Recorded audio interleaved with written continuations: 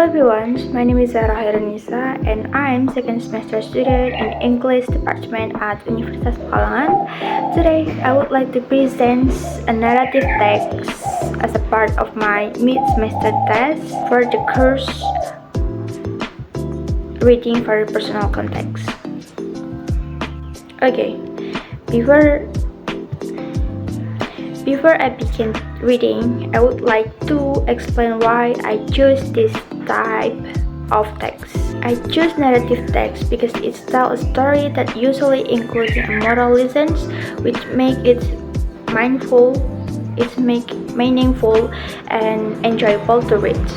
Narrative texts are also great for practicing pronunciation, intonation, and expression, especially because they require emotion and storytelling. This helps improve my professional reading skills in a fun and expressive way. To help you understand more clearly, let me first explain what a narrative text is. A narrative text is a type of text that tells a story with a clear structures involving character, a setting, a conflict, and a resolution. The purpose of a narrative text is to entertain the reader or listener. Now that we know the definition, let's take a look at the general structure of a narrative text. As you can see here, the general structure of narrative text is orientation. Is introduce the character, time, and place. The second one is complication. Show the problem or conflict faced by the character. The third one is resolution, that explain how the problem is solved. And the last is optional, is a moral value, the lesson we can learn from the story. Next, I will read a short narrative. The title is The Secret of the Whispering Forest. Once upon a time, in the quiet village of Elmsworth, there lived a curious girl named Lila. Unlike most children her age, Lila loved exploring the unknown. Surrounding her village was a dense forest known as the Whispering Forest, a place wrapped in the mystery faced by the villagers due to tales of magic creatures and the strange voice that it heard among the trees. One afternoon, Lila stumbled upon an old journal in her grandmother's attic. The page spoke of a hidden crystal deep within the whispering forest that creates one true wish. Lila made up her mind to find it. Though her parents wanted her to stay away, her heart was set on the journey. At dawn, Lila packed her bag with a food, a lantern, a compass, and her grandmother's journal. As she stepped into the forest, the tree seemed to whisper her name. The deeper she walked, the more alive the forest felt. She encountered glowing mushrooms, talking owls, and mischievous fox that tried to steal her compass. Just as Lila was about to give up, she reached a clearing where a great stone stood glowing with the symbols.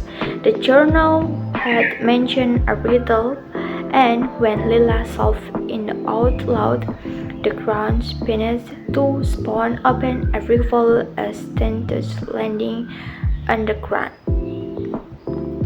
There, she found the crystals floating in the air, glowing gentle. But before she could touch it, a voice it shouts, "Only the pure of heart might take the crystal." Lila closed her eyes and made a silent wish.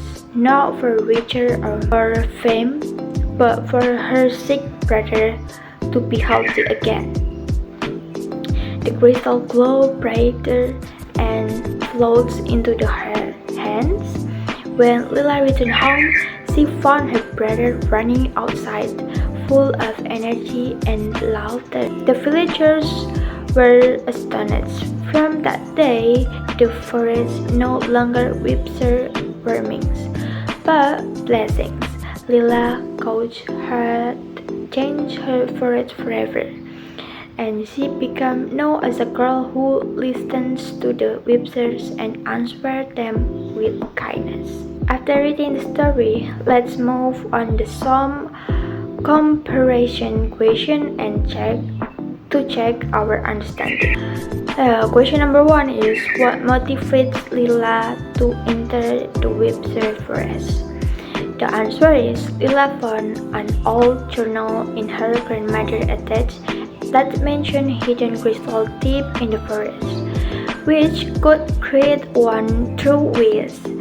See, curiosity and desire to find the crystal motivate her to go. The second question is what challenges did Lila face during the journey? The answer is she had to navigate a mysterious forest filled with magic creatures like talking owls and a mischievous fox, and she also had to solve a riddle to across the hidden crystal. The last question is what can we learn from Lila's story? The answer is the story teaches us that true bravery comes from kindness and selflessness. Lila didn't wish for something selfish, but for her brother's health, and that's what made her worthy. Those are the question and their answer. Finally, I'd like to share a few closing thoughts about this activity.